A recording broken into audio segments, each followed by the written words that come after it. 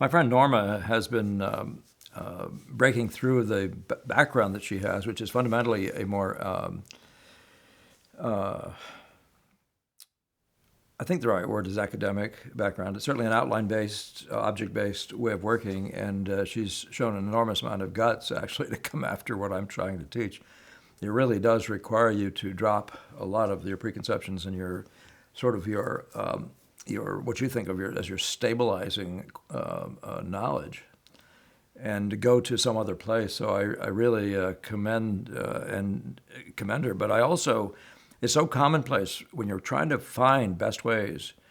You must say to yourself, I want to work in a way of working that doesn't make me into two painters, a bifurcated painter. So the question that she asked is, would you please describe how to translate painting in the visual order in a still life to painting plein air? And so let's just have a look at that, because as I said, best practices. I'm going to use these images that she was referring to, having seen this way of working described via the Lynn examples, where Lynn was taking photographs of every little bit to see how she'd been working, to watch herself, watch her progress, watch her, and to allow me a chance to actually analyze her thinking and compare it, or at least to try to bring it up to speed with our way of handling material. By the way, we're just always talking, as keep remembering this, we're talking about the visual material of a person who's painting what he sees in front of him. How other people work, and especially if you're an imaginative painter, it may very well be, and often is, a wildly different thing. That really is where the academic world is, the academic way of working is excels, and maybe a best approach. But it's not the best approach when you're painting from life. If you want to get all that there is to the visual impression, if you want to find the music and be able to search out the music, our ways work well, and they work well indoors as well as outdoors. But I'm just going to try to give you, and I'm not going to tell you I can tell this is going to be easy, because I don't have examples of the very first hour of a painting, like Lynn shows here in this start. So you see what that was. You see we're putting in, and I'm going to compare this all the time with the Monet and other models of the Impressionists, but we're putting in spots of color, and we're looking at them in relation to each other and anticipating whether they will actually produce whether they are up to the job of producing the unity and the quality of the big impression. And also to help ourselves around, well, if I'm stuck with, I can only get this chromatic with the blues, what do I have to do with all these other colors, these darks that I could do more chromatically? And I could do them right on the money and match them. What am I do with those other ones? If I can't make my most intense colors as intense as they are in nature. So we already know that's happening. And we know that the whole discussion about outdoors, as Degas brings this to our face, and that is, we're painting the sun with the yolk of an egg, right? So that's the reason for our method, okay, which is go out and search out the colors with which you're going to build this structure. Structure is a funny word, but I like to think of the visual ensemble as a collating of data thing, where you're just simply saying this to this and that to that. Now, I say simply saying that. Of course, I don't mean it that simplistically, because what you're doing is you're trying to find a mechanism with which to express your response to that, right, to what you love about it. But if you can't articulate what you can see and the ramifications of a particular part in relation to another part, the sort of what all those things apply together, you're not in this game, not in the same capacity and the same strength as somebody who can. So let's just look at Tarbell. I'm sorry, not Tarbell, but the top one is Benson. The left is, and you've seen these before, the left. And I do this, the Boston School is my model here for now. And the one on the right, I'm sorry, this is DeCamp on the left here. And this one down here is Gertrude Fisk. Was a nice show of her work at the Portsmouth Historical Society a couple of years ago, or a show that included her work. So we had a chance to see some of these things. Firsthand, more than we'd seen in the past. But so in each of these cases, you can see there's been a prioritization of color, right? So it's the same thing. I'm skipping these, by the way. I'm not showing you all the stages anymore, because most of what you're seeing here is past that first couple days. So, But you're seeing in all these cases a prioritization of the color notes. And by the way, I think this is just the photograph. I think your color notes here and here on the reds, for example, are pretty much the same. But in the photographs, sometimes these things aren't working the same. And we do need to evolve our skills in terms of photography so we can get something closer to the look of what we've painted. Nevertheless, you can see that what's happening is there's a visual order of the edges. There's a color relation world that's accurate. We know what the dark is dark and the light is lights are. We also know what the chief effects are, right? These are effects where a dark meets a light with a sharp edge, a light effect happens, right? And there are various levels of light effects, and you can see that getting stronger and stronger, and the evolution of weaker light effects, but still light effects. So much so that you'd say these people are, their whole methodology, the Boston School methodology, is the management of light effects.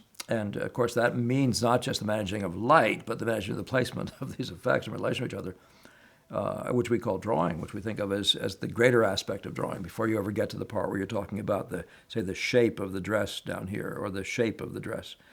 So what I mean to say is, so these spots, this spot, this spot, this spot here, are the same, have the same priorities as this spot, and this spot, and this spot. And by the way, this isn't technically, this is a question, is this figures in a landscape or is it a landscape with figures? And I know you asked about landscape, but it applies in it pretty much the same way outdoors. So there are certain amounts of the drawing that have been done up in the landscape itself in various places, down here, light effect, contrast. We're doing exactly the same thing when we go outdoors. This one here could be a still life with just a couple marbles or something scattered around and some big cloth in the foreground, right? That's all essentially that this is. The color work is good, it's solid.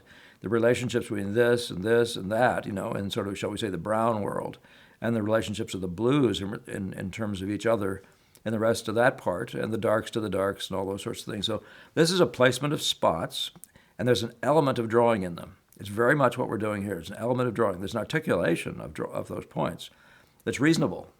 Even the size of these blobs here appear to be the right size to the extent that they can be seen. They must be the right size. So we're never doing anything weaker, but this is equivalent of a still life. You've Norma, have done that in the studio, so you can see that out here. Now, you might argue that, well, this isn't a busy still life, like this is busy here. So this is actually a little easier to understand, at least, but it's still a still life. And many still lifes you're going to paint are not going to be heavy with texture. I should say many in New England, they might virtually all be. But you get to the beach and there's nowhere near the same amount. You get to the west, the mountains and that sort of thing, there's less, or different kinds and that sort of thing. But understand that what we're doing is the same indoors as outdoors. We're articulating the look of nature at a spot, the leading edges of things, the key leading edges, right? These kinds of points are articulated to the point of looking like they are what they are, and not just their indications of their shape, but their edge producing the light effect, the contrast of their color values, and the contrast of their chromas, as well as their placement, doing all the right work that way. So this becomes one of these sort of visual players, and I'm pointing them out to you. This one, this edge here, and all these other things. So there you have it. And here's one of those exits we talked about recently. All right. So now this is prior to our guys being outdoors. We have Baudin, Jonkind,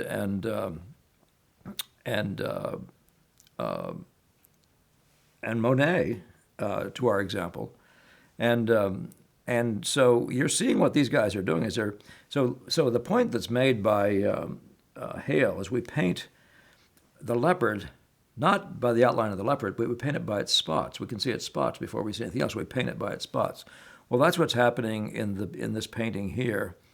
And now, frankly, I puzzled with myself because I think this is Jonkind and I think this is Baudin. But they might both be by one guy. I've totally forgotten. I apologize for that. Nevertheless, what you see is these guys have put down the dots, right? The dark dots. They made the color relations to the best of their ability up to this point in big ways by the big tone of this one, the big relation to the bigger tones, the major masses of color values. It's really your priority. And then, but these spots, these well-placed spots, and a significant level of size and articulation of certain parts of those things. So again, it's much the same thing as what we're doing here. You see significant lost areas wherever that happens. This isn't a particularly lost one because a lot of things aren't happening, but there's tons of lost stuff through here where you can see this value. It's the same thing, though. There's certain key points that are the setup for the entire painting. Again, look at these exits, by the way. The timing of these exits is very big in terms of setting it up. Now, here's Monet doing the same thing. So Monet wasn't always this pointillist guy that he became when he really began to research how to get sunlight with color. He's really much, much more in the camp of what we think of actually as the tonalist to some degree. Put down a spot of value to make it the right value and deal with its shape and the shape issues, which is different, of course, from drawing objects, outlines of objects, and then drawing leaves on them and that sort of thing.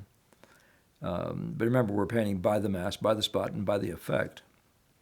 But this one's kind of interesting too because it actually shows you where there are passages where he still hasn't recovered the drawing that he might eventually have. I'm just pointing at this spot, and this is Sargent. But the idea of lost and found is very much in order. There's a lot of things we haven't drawn. There's a lot of things that you'd say are lost we haven't worked on. You see them earlier on. There's passages like this that are big lost areas that eventually you would never know that they were lost areas. It's literally in the approach. So it's much in the approach outdoors. This is a watercolorist mindset, though.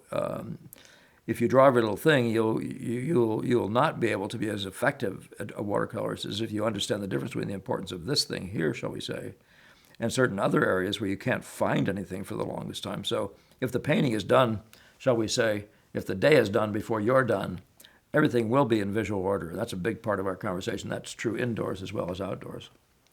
So back to Monet and this idea of the spots, though. This is the search for light and color, and this is done by the spot. We do the same thing indoors, don't we? in the earliest of those of the paint, a part of the painting by Lynn. Let's just shoot up there if we can. In the earliest part of the painting, we have spots, right? This is spots. This is a version of spots. In Monet, by the way, is searching out the major masses too, but he's doing it by much littler spots. When I was a student of an Impressionist, we were using the tiniest brushes. I mean, it was funny. I don't know if we used anything bigger than a 4, but it was all fleck, fleck, fleck, fleck, fleck, fleck. So when you're looking at Monet here, I mean, that's very seriously what he's doing in this marvelous example of daylight and color, the color of the day. The color of the daylight. This need for the chromas to be right. And by the way, this is one of those fields, if you're an Impressionist painter, there's very little drawing in the terms of an edge in this kind of work. You chose a spot. There's a series of fuzzy blobs. I'm talking about literally the trees are fuzzy blobs. They're not like these trees here that Monet does, that Tarbell does later, or even he does, these trees that he does later. These things are much more, there's a necessity for these long striking silhouettes, but this thing is just literally done by the spot. I'll show you a Metcalf a little later, where you see that same mindset going on. He's still very good at the contrast, where the things have to be contrasted. The dark of this in the middle of this middle mass, and the light of this in the middle of this, what's a middle valued mass. But this is a good place where you can actually see how he's adjusting color notes, which is exactly what you do indoors. He's adjusting color notes in this search for color spots of color, and color movements, say from the blue to the purple or whatever is going on out there. You see his various movements from warmer to cooler, from redder to bluer. And this search is done with broken color. That is to say, that color that's fresh and alive, side by side with other fresh and alive colors, with the idea of the vibrancy of those colors together actually adding to the capacity to express sunlight. So this is Monet. This is Tarbell doing the same thing outdoors. This really never does become anything more than that. So there it is. Now you can see here that Benson is working by the spots. Everything is broken color. The arm, their travel of arm movements, color movements through the arm, and in the creation of the form and all that. And the same thing. All these. See the difference between this here and this, and the various colors through here, through the hair. All these masses of color have color movement through them, very much like you'd see color movement through here or color movement through there. They aren't simply painting the tree as color X. This is a beautiful example of right here. The sun's actually picking off the top of that tree. But each of these trees, this is way cooler at the bottom, way warmer at the top. I'd say major mass with a color movement in it rather than just little. So all these little things are doing big things, right? Sometimes largely suggesting a purple mass with internal movements within it, but also setting up this major mass of value against this major mass, which may have other subdivisions within it. So that's all characteristic of what we do, both indoors and outdoors, Norma. So here's Metcalf, and if you haven't seen Metcalf, you haven't seen a great American painter. I mean, his best work is just scary good. You know, it's marvelous stuff. And he takes that a pointillist approach. The one at the bottom here is a nice example, and I've seen ones that are much where there's way a lot of canvas and a few flecks where he's barely started. I couldn't find any of them online to show you, but these two here are both in that category of feeling like they're not much more than fleck starts. This is a little more advanced than that, but again, you can see the attention to sort of key bits of drawing very much in the Boston School way, in our way, in working indoors. That key drawing where it happens, you know, where you actually have a silhouette. Wherever these things happen, there's key spots. Places like this, and wherever else they happen, you know, there's locating devices, right? And also factually stronger places. We work in the visual order, which means we work from the strong players and distribute them across the page as they should be. But then he evolves this one, he really develops this one. It's a really, really lovely example. And this, by the way, is reminiscent slightly of Zorn, isn't it? And some of those other guys over in Europe. But this particularly, I mean, it just very much reminds me of the way he handles the water. Here's a classic case of a movement, by the way. See the colder, purpler notes here, staying maybe somewhat pinkish, but getting far away in value from where they started and emerging then into this mass out here. So I see the grand unity of that. We're always looking for how things hang together before how they hang separately, you know, so as I like to point out. And yet every spot has a right to its own color. It is a classic sort of line of the Boston School way of thinking. So that's. I don't know if that's. Let's see if that's all I've got. Oh no, I have one more, and let me end with this. So on the left is Tarbell, and on the right is me. And wow, there's something funny happening to that image. I hope that isn't as bad as it looks to you. Wow. Huh. That's very strange. I suppose you can still see the color, so I'm going to let that go, and this is my image, something I did a summer ago or so. But you can see we're both painting sunny days. They're both in New England. They have similar kinds of colors, don't they? But you can see the order in both of our cases is broken color and major color relations. This is more of an orangey green compared to which is a bluer green, and this is a much bluer green. There's all these different note relationships all through the entire painting. The relative blueness of this green here, and this one being darker than all the rest and also warmer than this one. So we're doing all this comparison all the time. And then we're doing significant locating drawing, right? So there's a piece of hard thing here. Maybe some of this is being used for drawing. This certainly is being used for drawing locators. So do you see how that's the same as these spots and these locators? I'm hoping you can see it. Things like this is a key location thing here, or the exit here is a key location thing. She doesn't have much by way of exits in this picture. So this is the same category there. So I'm looking through these things. I'm seeing a significant difference or similarity between this and this, but difference between this and this. But there's a movement from warmer down through here and to cooler up in through here, and I'm searching all these things out. And in the meantime, I'm bringing the drawing to the strong places, to here, to this area along here, particularly focusing on that one because it's true, not because we're making anything up, okay? Keep remembering that, by the way. We're not making art. Art is evolving in front of us, okay?